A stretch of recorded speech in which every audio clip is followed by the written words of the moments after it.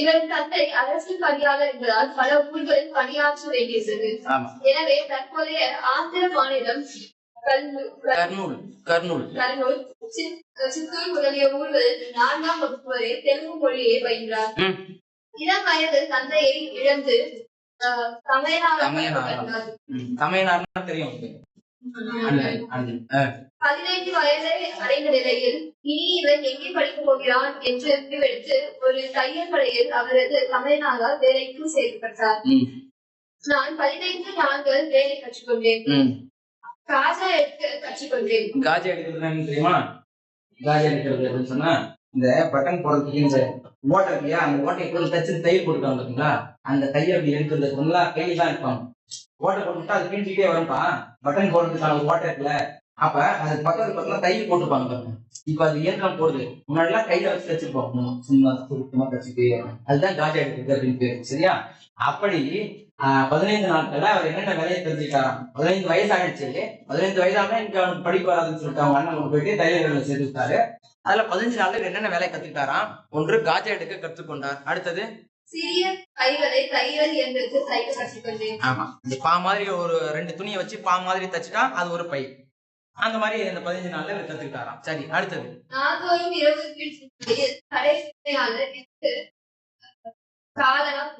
ஆமா காலனா கொடுப்பா. ஒரு அணா. இப்ப 16 அணா சேர்ந்ததுதான் 1 ரூபாய். 8 அணா சேர்ந்தது 50 பைசா. 50 பைசா இப்ப எங்கேயும் பயன்பாட்டுல இல்ல. ஆனாலும் சில இடங்களில நம்ம விலைப்பட்டியல பார்த்தோம்னா 10 ரூபாய் 50 பைசா அப்படின்னு கொடுத்துருப்பாங்க. ஆனா அதெல்லாம் நமக்கு திரும்பி வராது. நம்ம 11 ரூபாய் கொடுத்தாங்க, வேற வெளி கிடையாது. சரி, அப்ப 1 ரூபாய் என்பது 16 காசுகள், 16 அணா. 8 அணா என்பது 50 பைசா. அப்ப 8 அணால 4 அணா அப்படிங்கிறது 25 பைசா. அப்ப இவங்க என்ன பண்ணாங்க, ஒரு அணாவினுடைய 4ல ஒரு பகுதி அப்படின்னா ஒரே ஒரு 1/4 ரூபாய் கூட, 25 பைசாவுக்கு குறைவாகவே என்ன பண்ணிருக்காரு, ஒரு நாளைக்கு வேலை கொடுத்துருக்காங்க, சம்பளம் கொடுத்துருக்காங்க. சரி, என்று பின்னால் பதிவு செய்த அவரால் அத்தொழிலில் தொடர்ந்து ஈடுபட முடியவில்லை. தஞ்சாவூர் செயின்ட் பீட்டர்ஸ் பள்ளி தலைமை ஆசிரியரின் பேருதவியால் தனது 15ஆம் வயதில் 6ஆம் வகுப்பில் சேர்ந்து படிப்பை தொடர்ந்தார். 15ஆம் வயதுல 6ஆம் வகுப்பு சேர்றாரு. 6ஆம் வகுப்புல எத்தனாவது வயசுல சேர்ந்துக்கணும்? 11 வயதுல சேர்ந்துருக்கணும். சரியா? 16 வயதுல போறாங்க. 16 வயதுல என்ன படிச்சிருந்துருக்கணும்? 10ஆம் வகுப்பு அல்லது 11ஆம் வகுப்பு படிச்சிருந்துருக்கணும் இல்லையா? 16ஆம் வயதுல எத்தனாவது வகுப்பு படிச்சிருக்கணும்? 10 அல்லது 11 படிச்சிருந்துருக்கணும். எத்தனாவது வகுப்பு போய் சேர்க்கிறாங்க?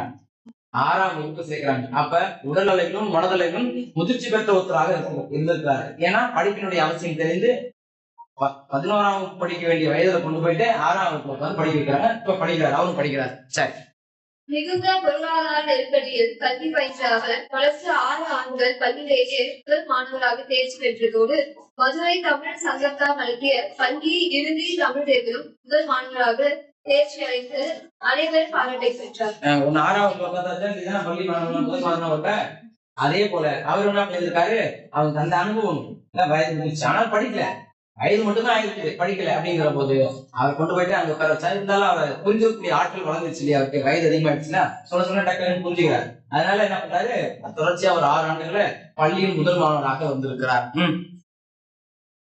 பின்பு எழுத்தர், பள்ளி ஆசிரியர், பல்கலைக்கழக ஆசிரியர் என வளர்ந்தார். அவர்தான் இலக்கியம், சமயம், வரலாறு, கல்வெட்டு போன்ற துறைகளில் இருந்த தமிழறிஞர் மா. அப்ப அவர் என்னென்ன வேலை முதல்ல பார்த்தாரு?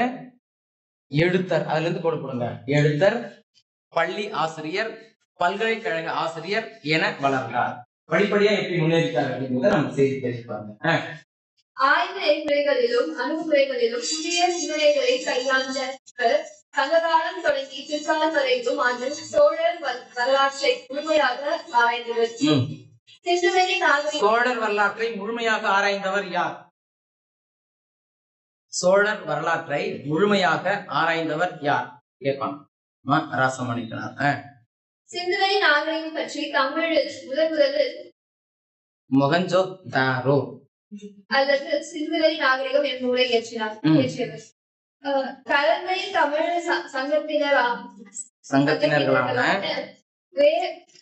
உமா மகேஸ்வரன், நானும் வேங்கடசாமி ஆகியோராலும் உவே சாமிநாதன் போன்ற தமிழ் அறிஞர்களாலும் ஏற்படுத்தப்பட்ட இவர் சோழ வரலாறு, பல்லவர் வரலாறு, பெரிய புராண ஆராய்ச்சி, தமிழ்நாட்டு வள எல்லை, பசுபாட்டு ஆராய்ச்சி போன்ற அதெல்லாம் கோடு போட்டுருக்கோம். இப்ப சோழர் வரலாறுல இருந்து கோடு போடுங்க. சோழர் வரலாறு, பல்லவர் வரலாறு, பெரிய புராண ஆராய்ச்சி, தமிழ்நாட்டு வட எல்லை, பத்துப்பாட்டு ஆராய்ச்சி போன்ற 100க்கும் மேற்பட்ட நூல்களை இயற்றிய பெருமைக்குரியாக திகழ்ந்தார் அப்படிங்கிறது செய்தி. 2006-2007 ஆண்டு இவருடைய நூல்கள் தமிழக அரசால் மாற்றமையாக்கப்பட்டன. 2006-2007 ஆண்டு இவருடைய நூல்கள் தமிழக அரசால் நாட்டுடைமையாக்கப்பட்டன என்பது குறிப்பிடத்தக்கது. அப்ப 2007 நாம வச்சுக்க அது போட்டு போட்டு வச்சுக்கோங்க. நாட்டுடைமையாக்கப்பட்டது. நாட்டுடைமையாக்குறதுல நான் உங்கள்கிட்ட பலமுறை சொல்லியிருக்கிறேன். அடுத்தது அவருடைய சொல்லாற்றலுக்கு ஒரு சான்று. ஆமா, சொல் ஆற்றலுக்கு ஒரு சான்று. இப்ப எந்த அளவுக்கு இவர் தமிழ் புலமை மிக்கவர் அப்படிங்கிறதுக்கான ஒரு சான்றாக அவருடைய நூலில் இருந்து ஒரு பகுதி கொடுத்திருக்காங்க பாருங்க. அடுத்த ஆண்டு புதிய தமிழகம் உருவாக்க செயலாற்றும் இருக்கும் நிலையில் புதிய தமிழகம் எவ்வாறு அமைக்கப்பட வேண்டும் என்று எண்ணுவதும், புதிய தமிழகத்தில் செய்ய வேண்டுவன எவை என்பதை கூற தமிழன் விரும்புதலும் இயல்புதானே. முதலில் புதிய தமிழகம் எதனை வட எல்லையாக பெற்றிருத்தல் வேண்டும் என்பதை காய்தல் உவத்தலின்றி உவத்தல் அப்படின்னா மகிழ்ச்சி, காய்தல் அப்படின்னா வெறுப்பு. சரியா? அப்ப எந்த வெறுப்பின்றி தன்னுடைய முடிவை வெளிப்படையாக சொல்றாரு. ஏன்னா ஒரு ஆராய்ச்சியாளருக்கு உவேசாவை பத்தி பாக்குற போது கூட நம்ம பார்த்தோம். ஒரு ஆராய்ச்சியாளர்னா எப்படி இருக்கணும்னு கேட்டா, இந்த செய்தி நமக்கு பிடித்திருக்கிறது, இந்த செய்தி நமக்கு பிடிக்கல, அதனால பிடித்த செய்தியை மட்டும் பதிவு செய்யும், பிடிக்காத செய்தியை பதிவு செய்யக்கூடாது என்ற வெறுப்பு எதுவும் இல்லாம என்ன வரலாறு சொல்லுதோ அதை அப்படியே பதிவு செய்ய வேண்டும். அது வரலாற்று ஆய்வாளருக்கு இருக்கக்கூடிய மிக முக்கியமான ஒரு குணங்கள் அப்படின்னு. அதே போல இவரும் புதிய ஒரு தமிழகம் அப்படிங்கிற ஒரு நூல்ல கொடுத்திருக்காங்க. ஆமா, புதிய தமிழகம் என்ற நூலில் இருந்து இந்த செய்தியை கொடுத்திருக்காங்க. ஒரு புதிய தமிழகம் வடக்கு எல்லை தெற்கு எல்லை போராட்டங்களுக்கு பிறகு உருவாக போகிறதுன்னு சொன்னா அங்க இருக்கக்கூடிய தமிழனுடைய மனநிலை எவ்வாறு இருக்கும் அப்படிங்கிறத வச்சுட்டு என்ன பண்றாரு, இவர் அந்த பத்தியை எழுதி வச்சிருக்காரு. அவருடைய சொல்லாட்சிக்கு சான்றாக திகழ்கிறது. அடுத்தது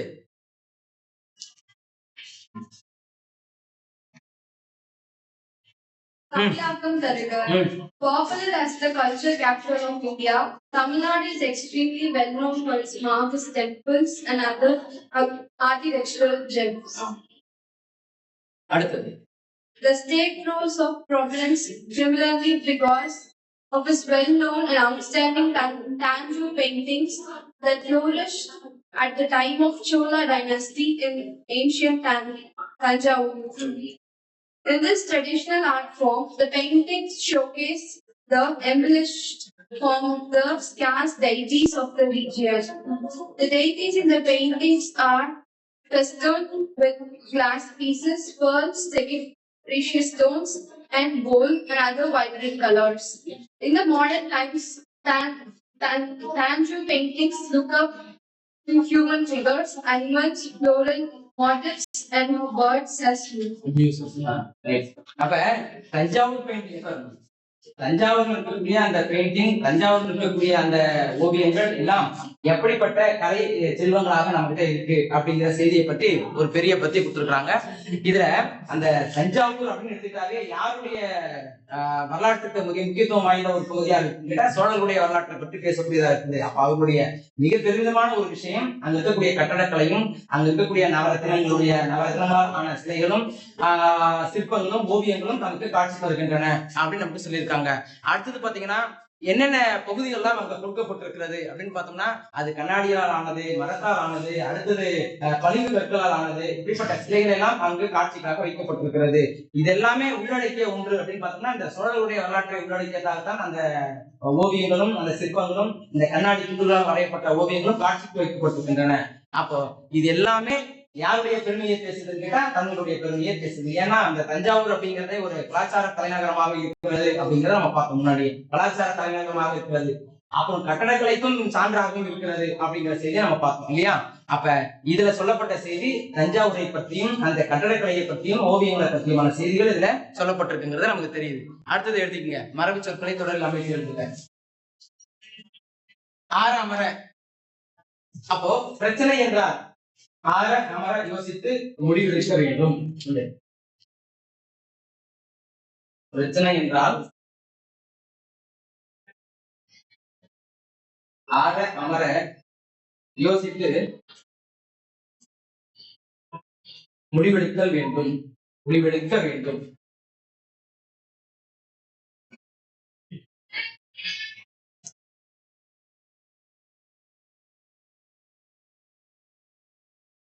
ஆணி அடித்தார் போல அப்படின்னா மிக தெளிவாக நீங்க எழுதுறீங்க, என் நண்பன்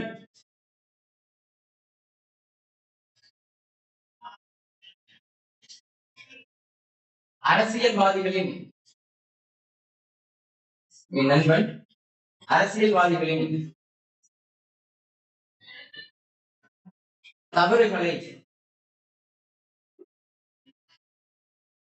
தவறுகளை ஆணி அடித்தார் போல் சுட்டி காட்டினான். என் நண்பன் அரசியல்வாதிகளின் தவறுகளை ஆணி அடித்தார் போல் சுட்டி காட்டினான். என் நண்பன் அரசியல்வாதிகளின் தவறுகளை ஆணி அடித்தார் போல் சுட்டி காட்டினான். அடுத்து அகலக்கால் பாருங்க. வரவுக்கு மீறி செலவு செய்து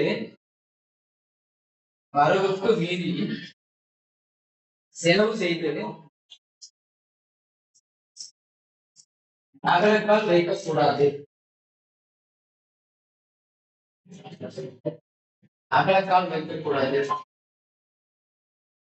வரவுக்கு மீறி செலவு செய்து அகலக்கால் வைக்கக்கூடாது. இப்ப அகலக்கால் அடிப்படை போட்டுருக்கீங்க இல்லையா? நீங்களா நீங்க பயன்படுத்துங்க, அதை அடிப்படை போட்டுருக்கீங்க. அடுத்தது வழி வழியாக எனது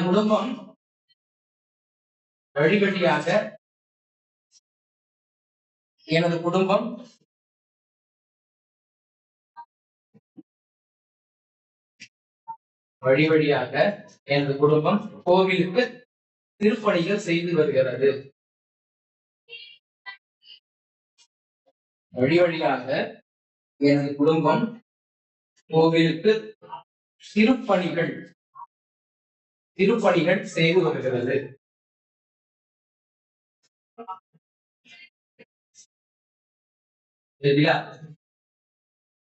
கண் துடைப்பு. அரசியல்வாதிகளின் பேச்சு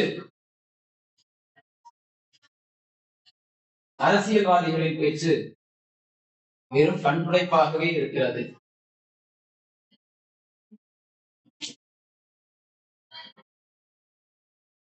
அரசியல்வாதிகளின் பேச்சு வெறும் கண் துடைப்பாகவே இருக்கிறது.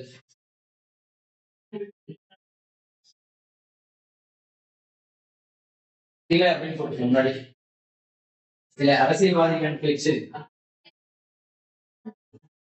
வெறும் கண்துடைப்பாகவே இருக்கிறது. இதெல்லாம் பொருள் தெரியுது. ஆறாம் முறை யோசிக்கிறதுனா நிதானமா யோசிக்கிறது அர்த்தம். ஆணி அடித்தார் போனா பட்டுன விஷயத்த சொல்லிடுறது, பளிச்சுன்னு சொல்றது. அகலக்கால் வைக்கிறதுனா வரவுக்கு மீறி செலவு செய்யறது, அதான் அகலக்கால் வைக்கிறது.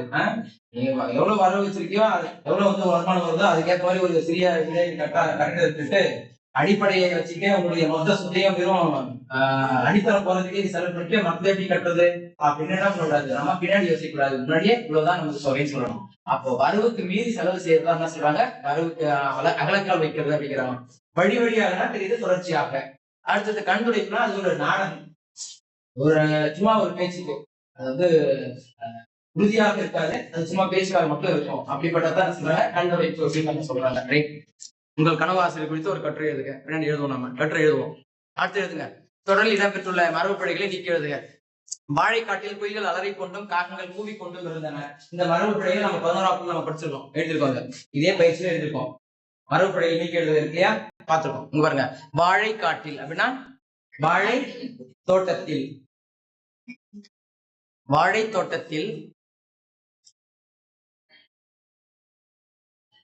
குயில்கள் கூவிக்கொண்டும், அது கீழே இருக்கக்கூடிய இடைவெளி எழுதலாம்.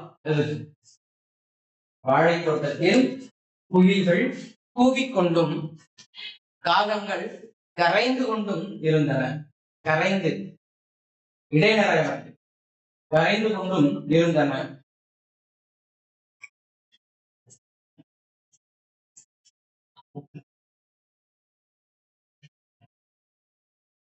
முருகன் சோறு சாப்பிட்டு பால் குடித்தான். முருகன் சோறு உண்டு உண்டு பால் பருகினான். பால் பருகினான். சின்னது பால் பருகினான். கோவிந்தன் குடியிருக்க சுவர் கட்டி கூரை அமைத்தார். கோவிந்தன் குடியிருக்க சுவர் எழுப்பி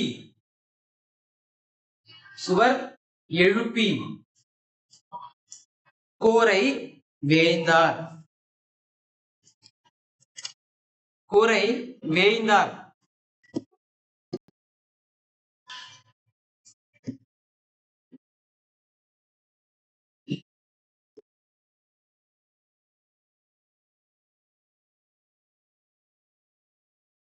வேய்ந்தார் வேய்ந்தார். கோவிந்தன் குடியிருக்க சுவர் எழுப்பி கூரை வேய்ந்தார் அப்படின்னு எழுதுங்க. அடுத்தது, வனவிலங்கு காப்பகத்தில் சிங்கக்குட்டியும் யானைக்குட்டியும் கண்டேன். வனவிலங்கு காப்பகத்தில் சிங்க குருளையும் யானை கன்றும் கண்டேன். குருளை கன்று இடைநரகரம். குருளை சிங்க குருளையும் யானை கன்றும் கண்டேன். ஆட்டு தொழுவத்தை சுற்றிலும் எலிகள் பொந்துகள் அமைத்திருந்தன. ஆட்டு பட்டியை சுற்றிலும்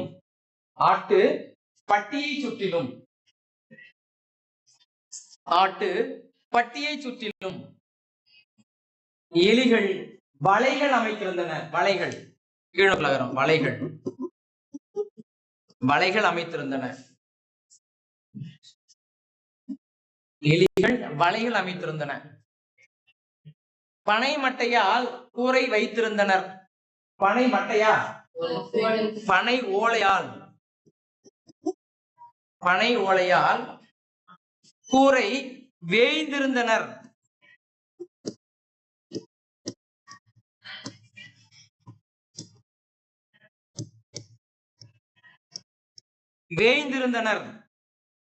பனை ஓலையால் கூரை வேய்ந்திருந்தனர்.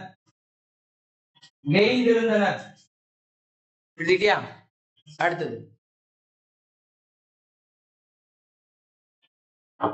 இங்க பாருங்க, பத்தியை படித்து தேவையான இடங்களில் நிறுத்த குறிகளை எழுதுங்க. இங்க பாருங்க, எளிமையானதான், ஒரே ஒண்ணுதான் இருக்கு. இளங்கவடிகள் சாத்தனாரிடம் கார்புள்ளி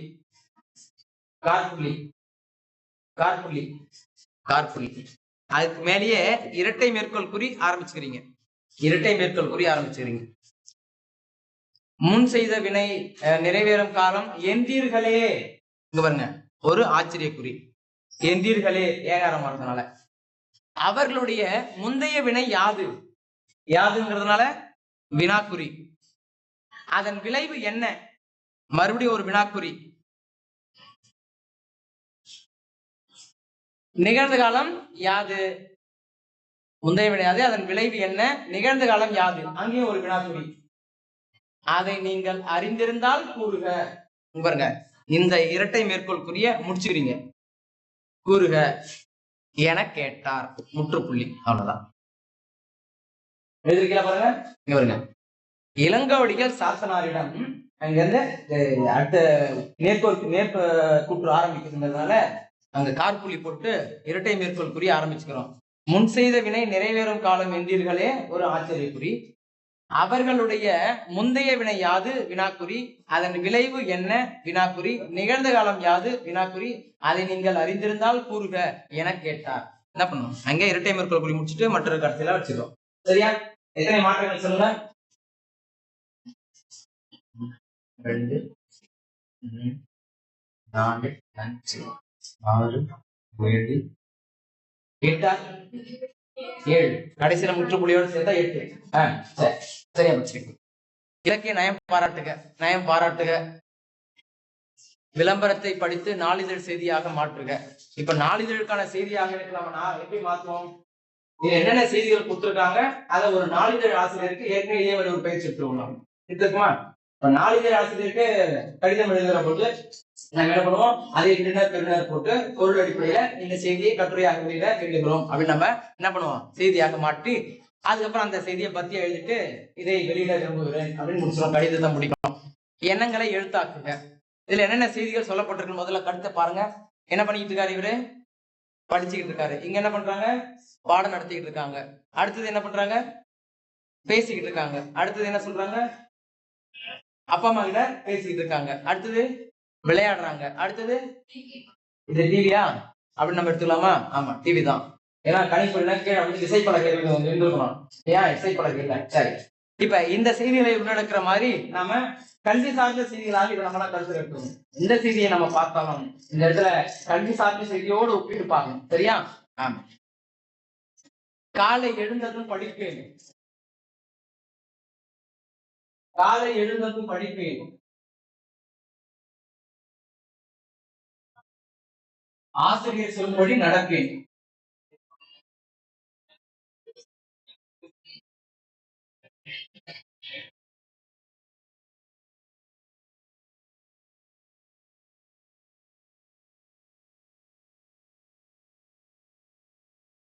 உலக செய்திகளை அறிந்து கொள்வேன்,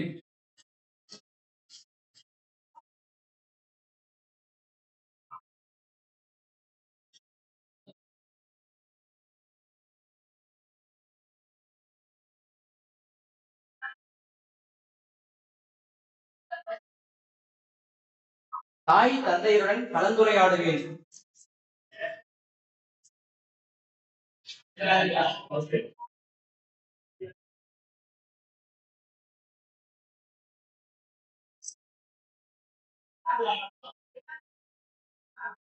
தாய் தந்தையுடன் கலந்துரையாடுவேன், அன்றாடம் விளையாடுவேன்,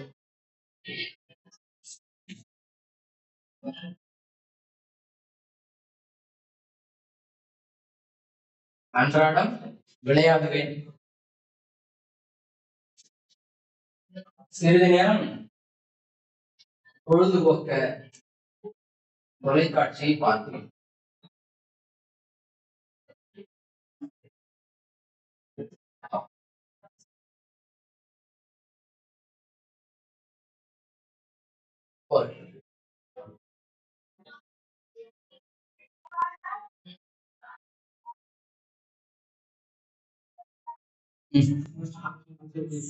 மொழியோடு விளையாடு, படித்து பார்த்து படைக்க. இந்த புது கவிதை பூரணி எழுதிய அந்த கவிதையை படிச்சுட்டு அந்த மாதிரி ஏதாச்சும் ஒரு கவிதைகளை நம்ம படைப்பதற்கு வாய்ப்புகள் ஏற்படுத்துறாங்க. யாராவது உட்கார்ந்து கூப்பிட்டீங்களா 25ஆம் ஆண்டு வெளியிடாது செய்திகள் நூலை பத்தி பயிலாகிறேன் சரிதானே? ஏதாச்சும் கவிதை கட்டுரைகள் ஏதாச்சும் எழுதுங்க, சயின்ஸ் ஃபேக்ட்ஸ் எடுங்க, ஏதாச்சும் எடுக்கணும்னு சொல்லுங்க. நேரம் இல்லையா? நேரம் இல்ல, பண்ணா சொல்லுறீங்களா? அதுதான் நேரம் இல்ல, நீங்க யாராவது படிக்கிட்டு இருக்கு இல்லையா?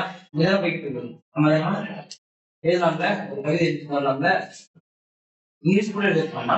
எது வேணாலும் எழுதலாம். ஓவியம் வரையும் இல்லையா? நான் ஓவியம் வரையணும். இப்ப 2-3 நாள் உங்களுக்கு 2 நாள் தான் நினைக்கிறேன். 2 நாள் உங்களுக்கு விடுமுறை கிடைப்போகுது. ஆமா, ஞாயிற்றுக்கிழமை கூட நீங்க தான் வரக்கூடாதுன்னா சொன்னாங்க. சரி,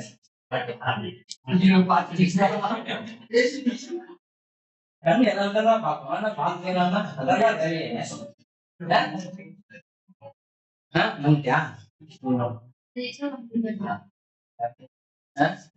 ஏன்னா அது மாதிரி நாட்கள்ல முதன்மை பாடம் தான் போடுவாங்க. நம்ம தமிழா முதன்மை பாடம் போட்டா நமக்கு அது ஒரு சிக்கலாயிடும். அதனால கட்டாயம் வந்துடும். சரியா? அதெல்லாம் யோசிக்காது. கொண்டாடி அடுத்த வருஷம் யாரும் கட்டு கொடுத்து கல்லூரி போகும்போது ஞாயிற்றுக்கிழமை வாங்கலாம் அப்படின்னு சொன்னா அப்படியா சொல்லுங்க, சொல்லும் போதே சொல்லுங்க. முடியாது, ஒன்றும் வர முடியாது, வர முடியாது. என்ன பண்ணிக்கலாம்? நம்ம வந்துடணும், வேற வழி கிடையாது. சரி, அடுத்தது பார்க்கலாம்.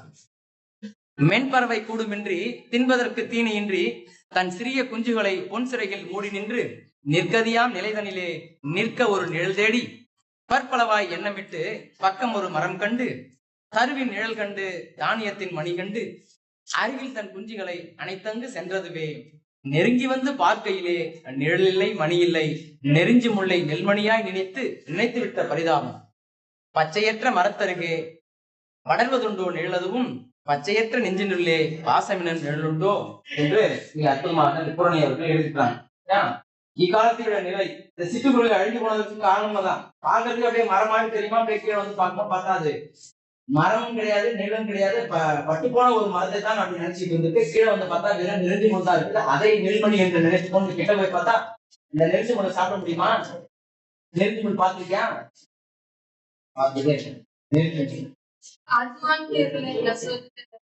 மிளகு பார்த்திருக்கியா? மிளகு பச்சையா இருந்தா இருக்கும், அதுக்கு மேல 5 முள் ஒட்டி வச்சு அப்படி இருக்கும். அப்படி இருக்கும். இப்படி போய் கீழே இறங்கினா அங்க இருக்கும்.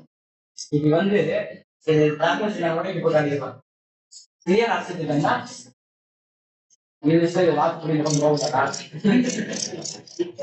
வெளியில வந்தீங்கன்னாலே உங்களுக்கு தெரியும்.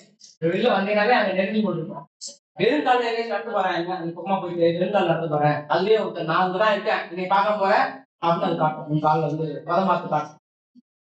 சரிக்கலாம் நடந்து போனேன்னு வச்சுக்கேன், அந்த வயல் இந்த ஓரமா ஓர பகுதி இந்த பகுதி எல்லாம் வச்சு காலை கொண்டிருப்பாங்க.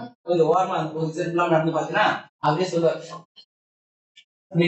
எடுத்து பார்ப்பார். ஓஹோ இதுதான் இருக்குங்களா? நீ அவரே தன்னை அடையாளப்படுத்திக்காரு. செருப்பாளர் மட்டும் செருக்கலாம் மட்டும் வந்தீங்கன்னா சரி பார்த்து.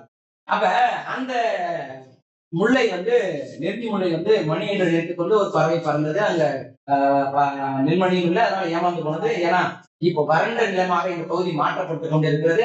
நிலம் மட்டும் வறண்டு போகவில்லை, மனிதனுடைய மனமும் வறண்டு போயிருக்கிறதுங்கிறத அந்த கவிதை கடைசி வரை பதிவு செய்து. அப்ப யாரும் அப்படி இருக்கக்கூடாது, எல்லாரும் எல்லாருக்கும் அன்பு செலுத்துவோராக இருக்க வேண்டும் என்பது அது இந்த கவிதையுடைய எதிர்பார்ப்பு. சரி, அப்படி இருப்ப முயற்சி செய்வோம். உங்கள் வகுப்பறை உங்கள் பகுதியில் உள்ள தொழிலாளர்கள் பற்றிய நாட்டுப்புற பாடல்களை தொகுத்து வகுப்பறையில் பகிர்ந்து கொள்க. சரியா? நாட்டுப்புற பாட்டு என்ன போட்டுருக்காங்க? மூங்கிலிலை மேலே தொங்கும் பனி போலே, மூங்கிலிலை மேலே தொங்கும் பனி போலே. கேள்விப்பட்டிருக்கியா? இது ஏற்ற பாட்டு.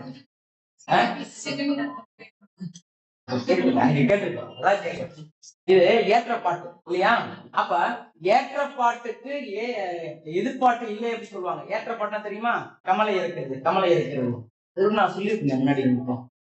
கவலை அப்படிம்பாங்க, கவலை இருக்கிறது.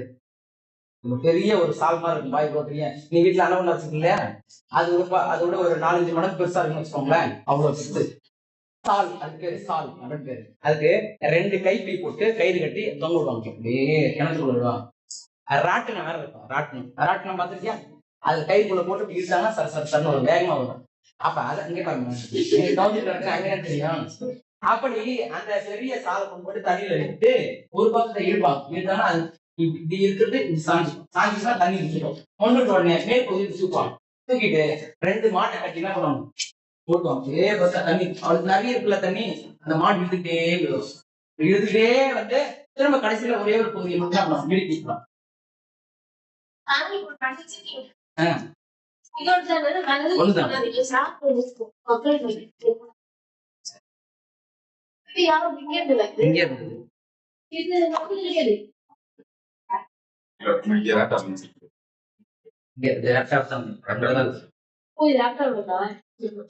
இது மாதிரி இருந்தா பயன்படுத்தலாம், அதான் சொல்ல வரீங்க. சரி, இது இல்லைனாலும் இந்த பகுதி தான் அங்கெல்லாம் நாங்க பயன்படுத்துறோம். இந்த பகுதி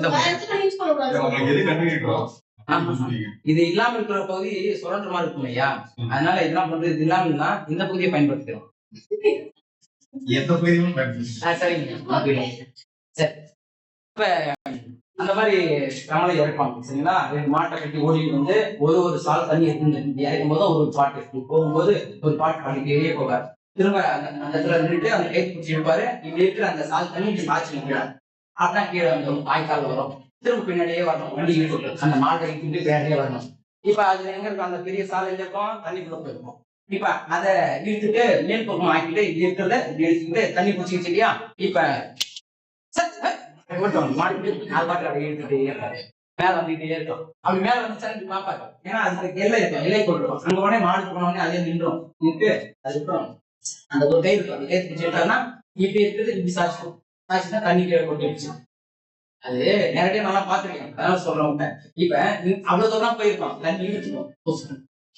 வயல் அந்த பயிர் போய் சேர்றதுக்குள்ளே போதும் ஆயிடும். இப்ப அது போய் தொடர்றதுக்குள்ளே 10 சால் ஊத்திருக்கணும், 10 சால் எட்டையாச்சும் ஊத்திருக்கணும். திரும்ப இதெல்லாம் ஊறிட்டாதானே அடுத்த அந்த தண்ணி கலந்து அம்மாந்தோடு போகும். அது வரைக்கும் திரும்பி மாவட்டமும் பார்க்கணும், அது போட்ட மனுஷன் பாவம் என்ன பண்றது. அப்படிதான் அந்த காலத்துல விவசாயம் செஞ்சிருக்காங்க. அதுக்கப்புறம் தான் மிகப்பெரிய அற்புத கண்டுபிடிப்பு ஒண்ணு வந்துச்சு, இந்த மோட்டார். அப்படியே நீங்க தட்டினாலே படத்துல தண்ணி ஊற்றுது. எவ்வளவு பெரிய மகிழ்ச்சி அந்த காலத்துல அந்த மோட்டார்ங்கிறது. அதுக்கப்புறம் மோட்டார் வரல, முன்னாடி வந்து இந்த இன்ஜின் தான் இருந்துச்சு, இப்படி சுத்தி அடிச்சு தண்ணி வெளியே குடிச்சோம். அது முதல்ல இருந்துச்சு. அதுக்கப்புறம் தான் அதுக்கு மாற்றாகத்தான் இப்படி அடிக்கிறதுக்கு ஆண்கள் தான் முடியும், பெண்கள் எல்லாம் முடியாது. அது வந்து அவ்வளோ போனோம். நீ எல்லாம் என்ன பண்ணுமா வந்துச்சு. இதுக்கு மேல தள்ளவே முடியும். இது சுத்தம் அது எடுக்கணும். அது எடுக்க வச்சுக்க என்ன பண்ணோம், அந்த பேரை அந்த ஹேண்டில் தான்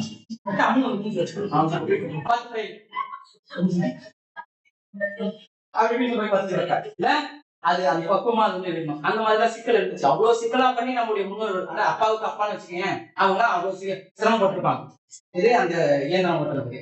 அதுக்கப்புறம் தான் இயந்திர மோட்டார் இருந்தது. அதுக்கப்புறம் எந்த பிரச்சனையும் இல்லாம போச்சு. சரியா?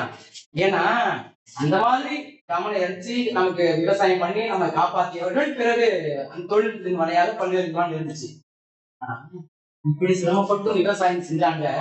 அதனால வறண்ட பூமியாக இருக்கு. இப்போதைய காலகட்டம் வறண்ட பூமியா இருக்கு. அவ்வளவு சிரமப்பட்டும் யாரும் வறண்ட பூமியா வச்சுக்கலாங்க அந்த காலகட்டத்துல. இவ்வளவு சிரமப்பட்டு நம்ம விவசாயம் பண்ணுவாங்க இல்லாம விவசாயம் பண்ணித்தான் ஆகணுன்ற ஒரு சூழல் இருக்கிறதுனால பண்ணினாங்க. இப்ப எளிமையான முறைகள்ல விவசாயம் செய்யலாம், ஆனா அது பண்ணாம என்ன பண்றாங்க, விட்டுறாங்க. தண்ணீர் பற்றாக்குறையினால நிலத்தடி மட்டும் போயிட்டே இருக்கு என்பதனால பாலைவனமாகவும் மாறிக்கொண்டிருக்கிறது. வெறும் நிலம் மட்டுமல்ல, கடைசி சொல்லுது மனித மனங்களும் அப்படின்னு வச்சிருக்காங்க. அதனால பசையற்ற நெஞ்சினுள்ளே பாசவினம் நிழலுண்டோ அப்படின்னு சொல்லிட்டு கடைசியில முடிச்சிருக்காங்க. எல்லாருமே அந்த நெஞ்சில ஈரம் இருக்காடா அப்படின்னு கேட்பாங்க. ஈரம்னா அது தண்ணி போட்டுருக்கா அப்படின்னு பாசம், அன்பு, கருணை, நேசம்னா இருக்குதா, இப்ப இல்ல அப்படிங்கறத அது சொல்லுது அப்படிங்கறத சொல்றாங்க. ரைட், அடுத்த பகுதிக்கு போயிருவோம். நாட்டுப்புற பாடல்கள் தான் இப்ப பார்த்தோம். அடுத்தது நிற்க அதற்கு தக என்னென்னலாம் பண்ணணும் படிக்க மாட்டீங்களா? இதை படிக்கலையா? இவங்க சொல்லுவாங்க, நான் இப்படி எல்லாம் நடந்து போறேன் சொல்லுவாங்க. சரி, சொத்துக்களை பாதுகாக்கவும் பராமரிக்கவும் நீதி செய்ய வேண்டிய பணிகளை பட்டியலிடுக. நம்முடைய வீட்டின் மீது நமக்கு இருக்கும் பொறுப்பினை கூடவே பொது சொத்துக்களின் மீதும் நமக்கு பொறுப்பும் கடமையும் உண்டு. எவையெல்லாம் பொது சொத்துக்கள் என பட்டியலிட்டு அவற்றை பாதுகாக்கும் வழிமுறைகளை கூறுக. பொது சொத்துக்கள் அரசு பேருந்து அவற்றை பாதுகாக்கும். ஆமா, முதல்ல என்ன பண்ணணும், முதல்ல என்ன சொத்து இருக்கு, அரசு பேருந்து. அரசு பேருந்துல எப்பயாச்சும் யாராச்சும் பயணிக்கலாம், பெரும்பாலும் பயணம் போக மாட்டேன். அப்படி யாராச்சும் பயணம் போனீங்கன்னா என்ன பண்ணணும், அங்க இருக்கிறதெல்லாம் எடுக்கணும். அப்ப என்னென்னலாம் பண்ணணுமோ முடியாது. ஏன்னா உன்னுடையதா அப்படின்னு கேட்பியா? அப்படிலாம் இருக்கிறது. அது நம்முடையதெல்லாம் நம்ம எவ்வளவு பாதுகாப்பா பார்த்துக்கோமோ அது மாதிரி அதையும் பாதுகாப்பாக பார்த்துக்கணும். அப்போ என்னுடையது போல பொறுப்பாக பார்த்துக் கொள்வேன்.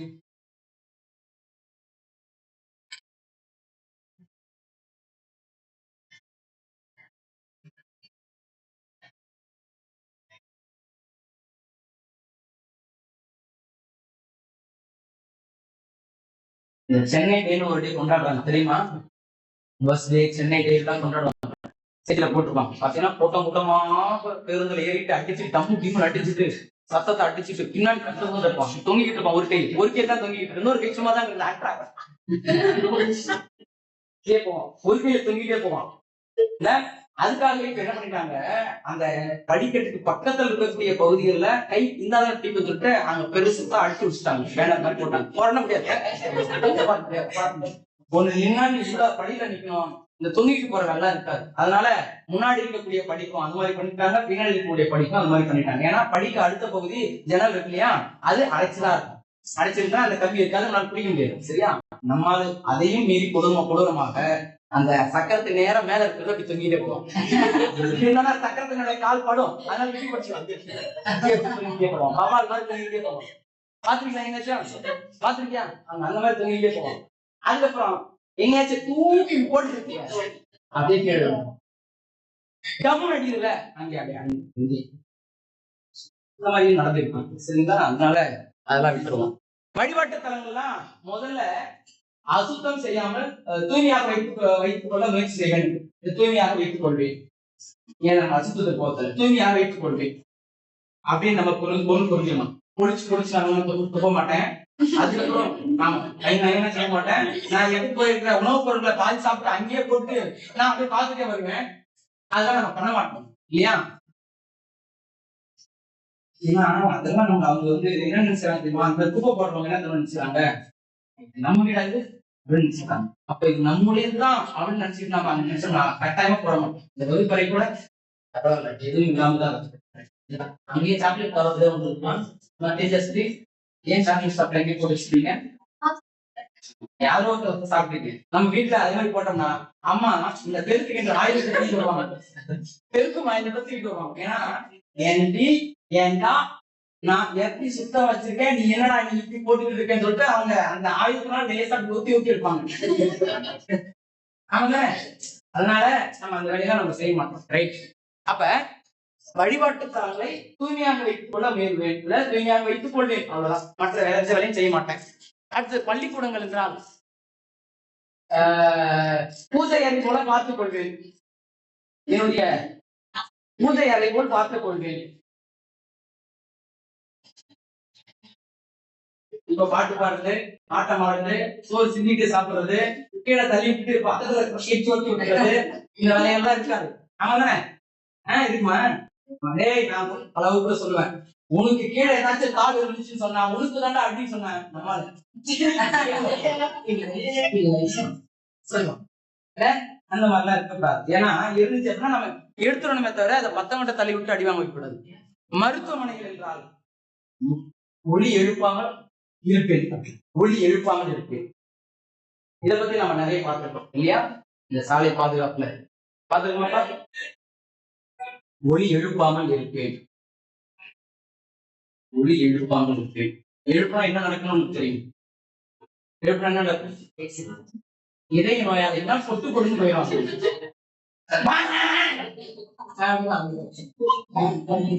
இருக்குல்ல அது மாதிரி சத்தம் ஒளி எழுப்பக்கூடிய கருவிலாம் இருக்குல்ல.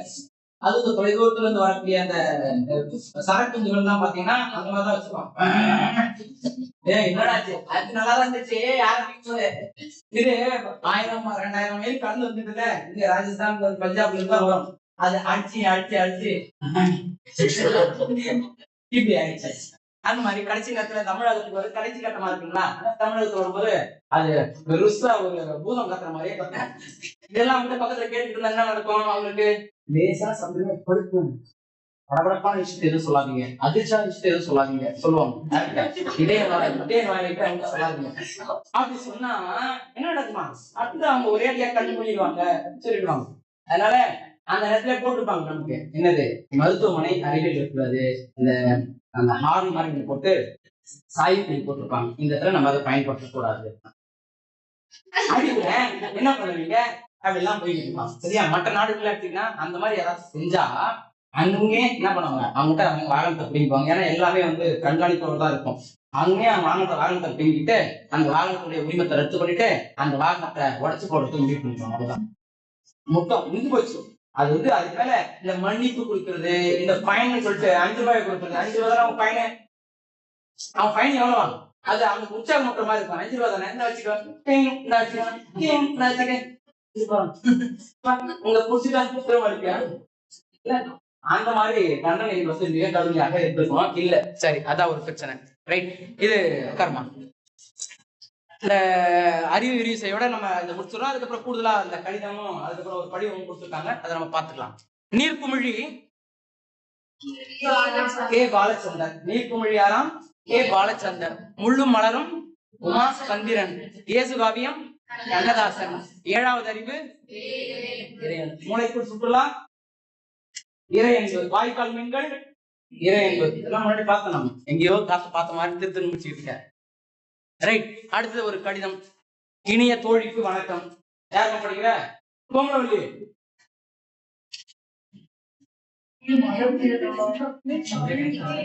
எல்லாமே தமிழா? எல்லாமே தமிழ் இருக்குதா?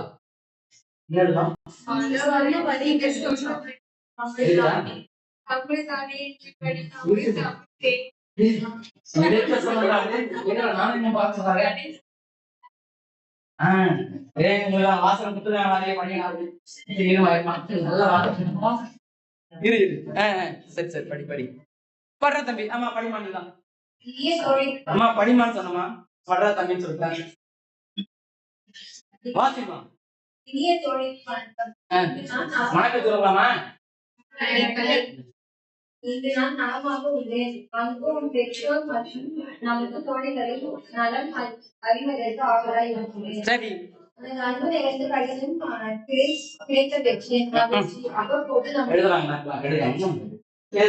நீங்க அப்படிதான் நினைச்சுக்கிட்டு நீங்க ஆமா கடிதம் ஒண்ணு எழுதுறேன். அடுத்த தோழி வந்து 2 சொல்லி அனுப்புறாங்க. ரைட். அடுத்தது அவ்வப்போது நமது பள்ளி வாழ்க்கை மகிழ்ச்சி கடிதத்தில் எனது தற்போதைய கல்லூரி வாழ்க்கை பொழுதுபோக்குகள் எதிர்காலத்திற்கான வாழ்க்கையை தயாரிப்புகள் என பல பற்றி கேள்விகள் கேட்கிறீர்கள். மகிழ்ச்சி. ஆமா அடுத்த வருஷத்துல உன்னுடைய பள்ளி வாழ்க்கையில கேட்பாங்க மகிழ்ச்சியான சம்பவம்னா என்னன்னு சொல்லலாம். இல்லப்பா இதுதான் நீ சொல்றாங்க காலத்துல நீ மறக்க முடியாத ஒரு நிகழ்வா இருந்துச்சு பள்ளி விஷயத்துல ஏதாச்சும் நடிச்சு விடாத அங்கேயா இரு. சொல்லுமா அப்போ வருங்கய்யா இப்ப வராது. வருமா நிறைய வந்தா வரும். நீ சொல்லுமா பள்ளி வாழ்க்கையில முடிக்கதான் போற. இப்பயே நம்ம கேட்கறது சரிதான். இதுக்கப்புறம் ஏதாவது சம்பவம் இருக்குதாயா? ஆமாங்கய்யா இன்னொரு 3 மாசத்துல ஒரு சம்பவம் இருக்குதாயா? அதுக்கப்புறம் தான் இருக்கு. இந்த பக்கம் யாருக்காச்சும் யாரும் சொல்ல மாட்டேன். நான் சொல்றேன். அவங்க படிச்சுட்டு இருக்கும்போது சைக்கிள்ல போறோம். நானும் நண்பனும் போறோம். எங்களுக்கு மதிப்பு தான் வசனாங்க. இப்ப மதிப்பு தான் வசனாங்க. எங்க 2 பேரும் அவன் ஓடிட்டு இருக்கேன். நான் மேலே உட்கார்ந்து இருக்கேன். அவனுக்கு உதவி செய்யறேன். நானும் ஓடிட்டு இருக்கேன். ஓட்டிட்டு பின்னாடி நாம போட்டு நிற்கணும். இப்படி 9ஆம் படிப்பதுன்னா சத்து எல்லாம் உள்ளே தான் இருக்காங்க. ஒரு நிமிஷம். அப்புறம் போட்டிட்டு இருக்கும்போது திடீர்னு அந்த 7வது அறிவு பயன்படுத்தி 6வது அறிவுல 7வது நம்ம எப்படி ஓட்டிட்டு இருக்கோம். புதுசா ஒரு கையாளம் பண்ணிட்டு என்ன பண்ணாங்க முன்னாடி ஓட்டிட்டு இருக்கியா கண்ணம் புரியுது.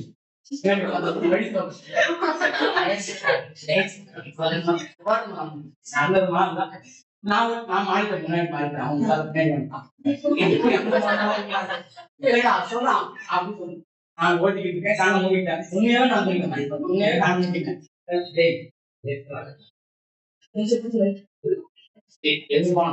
கொஞ்சம் வேகமா போச்சு வண்டி. எங்க கேட்டா இந்த பேடி அந்த புதற்குள்ள உள்ள வண்டி நீர் தாய ஏன்னா புதற்குள்ள உள்ள போயிட்டோம். நல்ல வேலை அங்க பத்தி அப்படியே சொல்லிச்சு. அப்புறம் அவன் பாதுகாப்பா நான் அப்படி மோதி குடிக்கிறான். பின்னாடி போய் அப்புறம் சாயல் வந்து நின்றுட்டு அப்புறம் ஆமா மாதிரி நான் என்ன மாதிரி அவன் நம்ம மாதிரி பார்த்துட்டு சுத்தமும் போற நடந்துச்சு. சரி மத்த நம்ம அப்புறம் பாத்துக்கலாமா? நாளைக்கு சொல்றீங்க என்ன நடந்துச்சு.